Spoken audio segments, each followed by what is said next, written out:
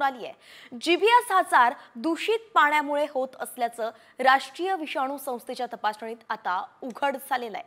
महापालिकेच्या आरोग्य विभागाने केलेल्या तपासणीमध्ये पुण्याच्या नांदेड गावामध्ये जीबीएसची लागण झालेल्या 26 रुग्णांच्या घरातील त्यांच्या पाण्यामध्येच क्लोरीनचं प्रमाण हे अगदी शून्य आढळलं होतं आणि म्हणून आता दूषित पाण्याचा पुरवठा रोखण्याचं मोठं आव्हान महापालिकेसमोर असणार आहे।